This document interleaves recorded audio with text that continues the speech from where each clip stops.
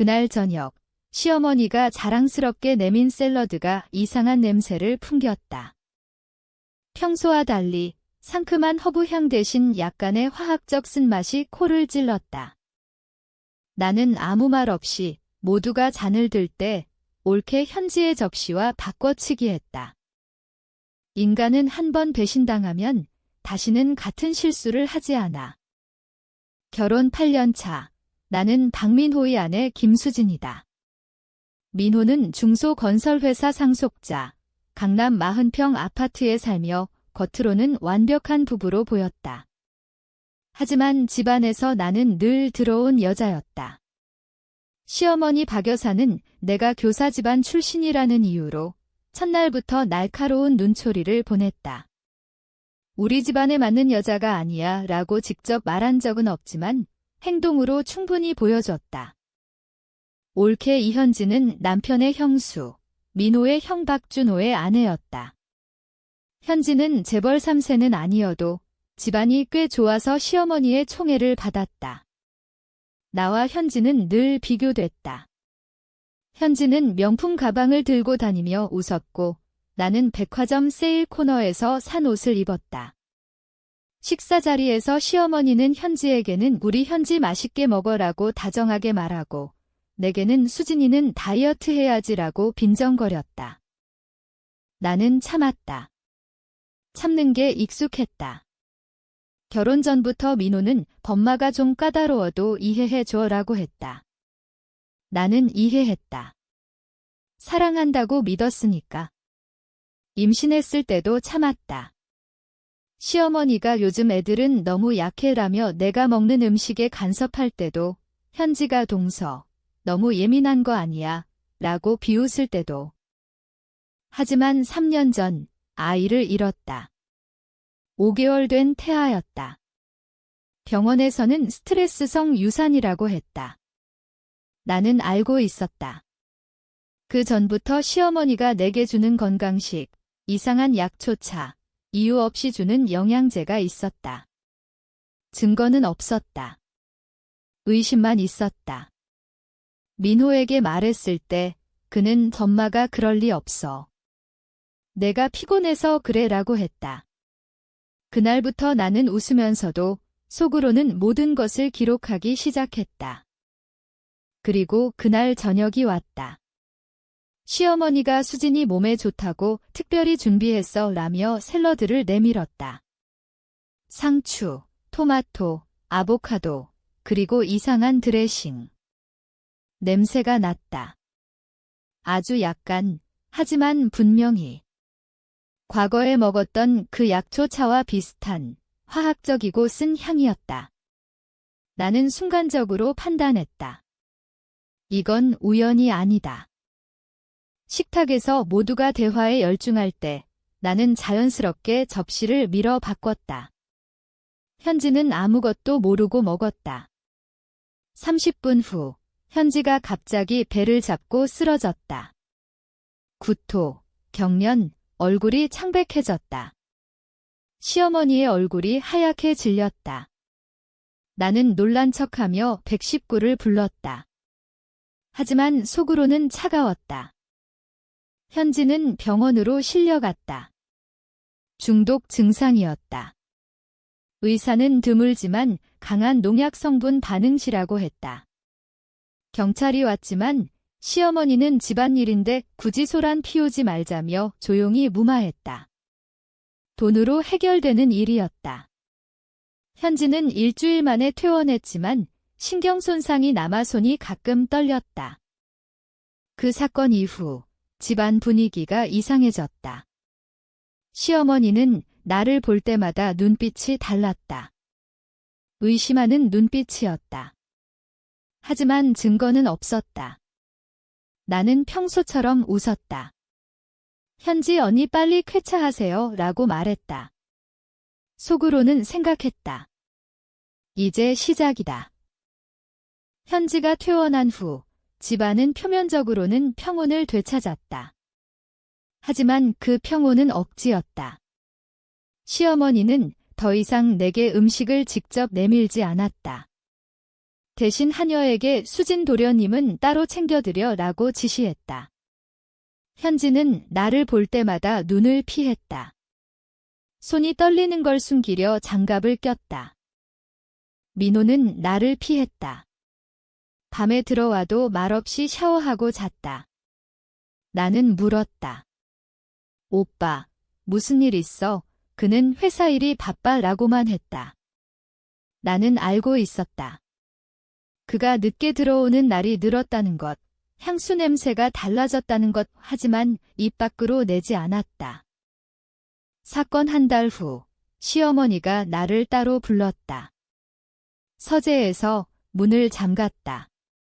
수진아, 너 그날 샐러드 만진 적 있니? 나는 고개를 갸웃거렸다. 네. 무슨 말씀이세요? 그녀는 미소 지었지만 눈은 웃지 않았다. 현지가 아프게 된 게 이상해서. 혹시라도 오해가 생길까 봐. 나는 어머니, 저는 아무것도 안 했어요 라고 대답했다. 그녀는 한참 나를 바라보더니 그래, 알았어 라고 했다. 그날부터 나는 확신했다. 샐러드에 뭔가가 있었다. 그리고 그것은 나를 향한 것이었다. 시어머니는 나를 제거하려 했다.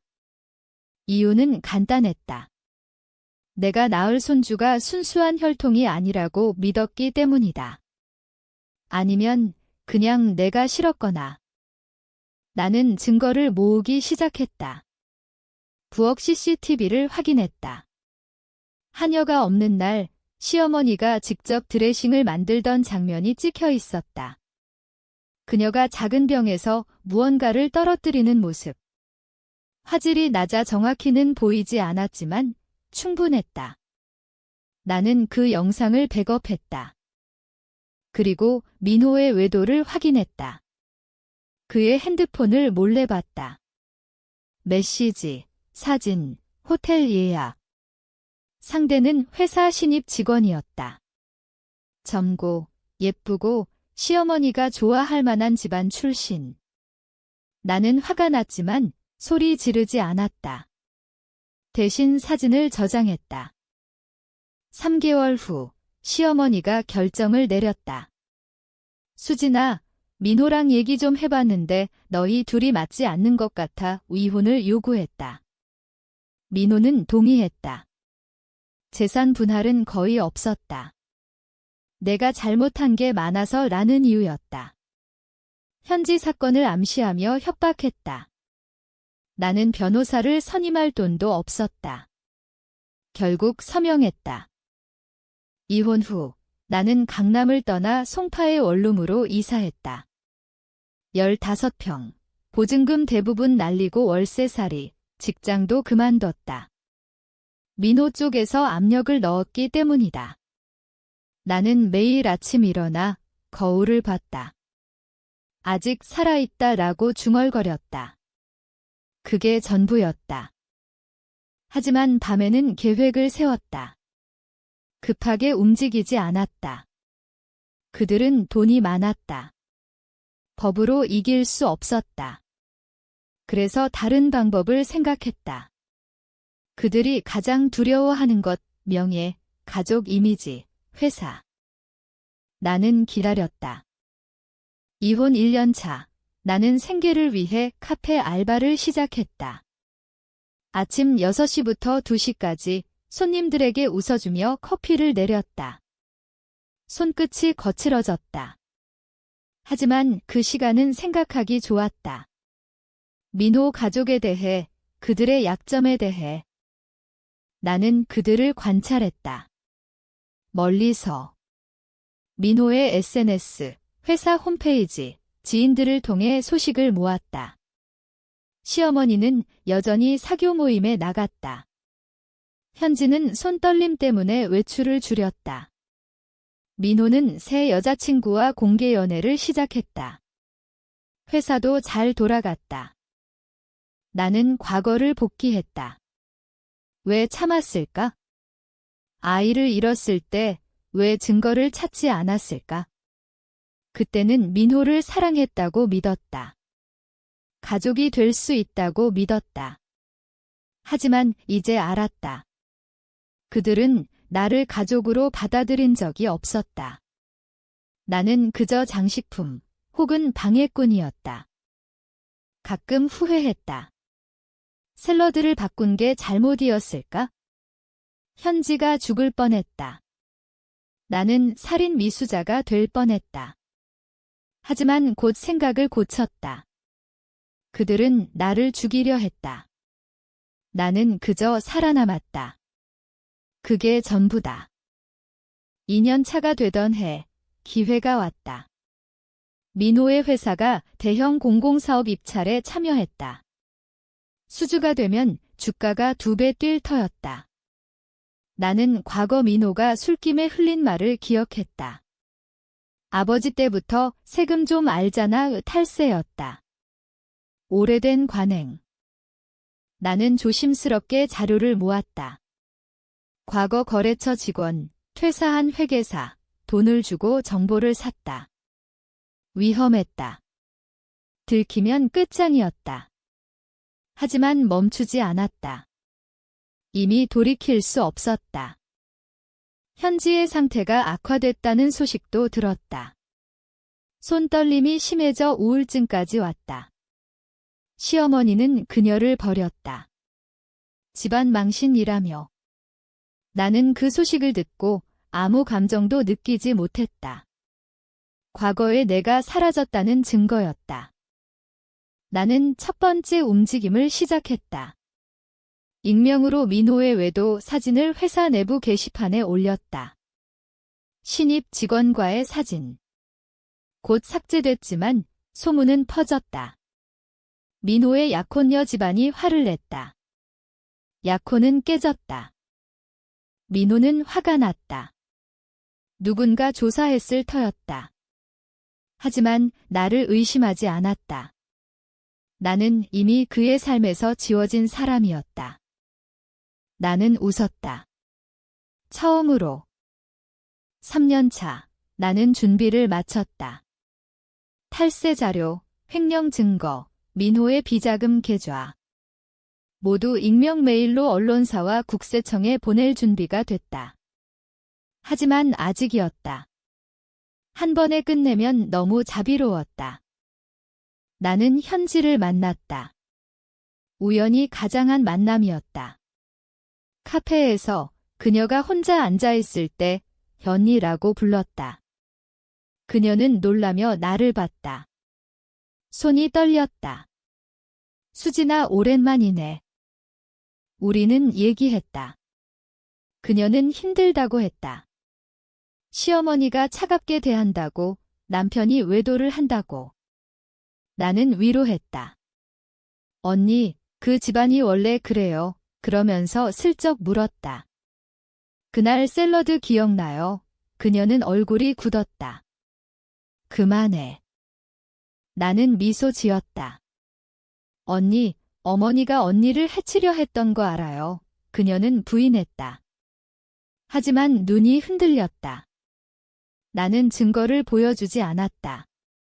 씨앗만 심었다. 그 후, 현지는 시어머니와 싸웠다는 소식이 들렸다. 큰 소리가 났다고. 나는 다음 단계를 밟았다. 시어머니의 사교 모임 친구들에게 익명 편지를 보냈다. 박 여사님 댁에서 며느리가 중독된 사건, 아세요? 소문이 퍼졌다. 시어머니는 당황했다. 모임에서 사람들이 수근거렸다. 그녀는 나를 의심했다. 전화가 왔다. 수진아, 너니, 나는 무슨 말씀이세요? 라고 했다. 그녀는 협박했다. 너 다시 건드리면 가만 안 둬. 나는 무서웠다. 잠을 못 잤다. 하지만 멈추지 않았다. 이미 너무 멀리 왔다. 민호가 나를 찾아왔다. 원룸 앞에서. 수진아, 얘기 좀 하자. 그는 피곤해 보였다. 회사 주가가 흔들렸다. 나는 문을 열었다. 그는 다시 시작할 수 없을까?라고 했다. 나는 웃었다. 왜 이제야?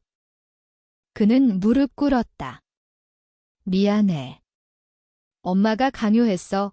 나는 그의 머리를 쓰다듬었다. 알아, 하지만 속으로는 생각했다. 이제 끝이다. 나는 민호를 집으로 들였다. 그는 모든 걸 털어놨다. 시어머니가 현지를 해치려 했던 이유, 현지와 민호의 과거 불륜 때문이었다.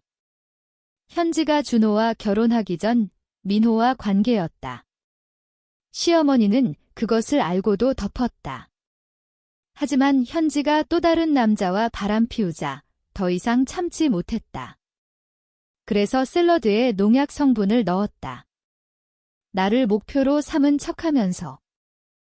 나는 충격받은 척했다. 오빠, 어떻게? 그는 울었다.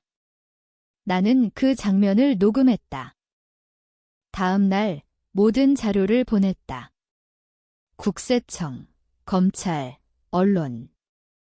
탈세, 횡령, 불륜 스캔들, 중독 사건 재조사 요청. 동시에 현지에게도 일부 증거를 보냈다. 언니, 진실 알아요. 가족은 무너졌다. 회사 주식 폭락, 박 여사 체포조사, 준호 이혼 소송, 민호 구속 영장. 현지는 정신병원에 입원했다. 시어머니가 나를 찾아왔다. 마지막으로. 수진아, 제발 그만해. 그녀는 늙어 보였다. 나는 왜 저를 해치려 하셨어요? 라고 물었다. 그녀는 내가 우리 집안을 망칠 것 같아서 라고 했다. 나는 말했다. 이제 망쳤어요. 그녀는 무릎 꿇었다. 나는 아무 말도 하지 않았다. 모든 것이 끝났다.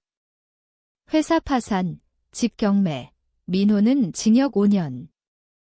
시어머니는 집행유예, 하지만 치매 초기 증상으로 요양원행. 현지는 이혼 후 행방불명.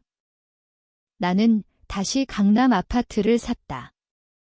보상금과 주식 매도 차익으로. 넓은 창밖으로 한강이 보였다. 매일 같은 시간에 일어나 커피를 마셨다. 아무 감정 없이. 가끔 민호의 편지가 왔다. 수진아, 미안해. 용서해줄 수 있어. 나는 읽고 버렸다. 나는 거울을 봤다. 웃어보려 했지만 입꼬리가 올라가지 않았다. 과거의 나는 어디 갔을까? 아이를 잃고 울던 여자, 민호를 사랑하던 여자. 이게 복수일까? 아니, 이건 그냥 생존이었다. 나는 아직 살아있다. 그게 전부인가?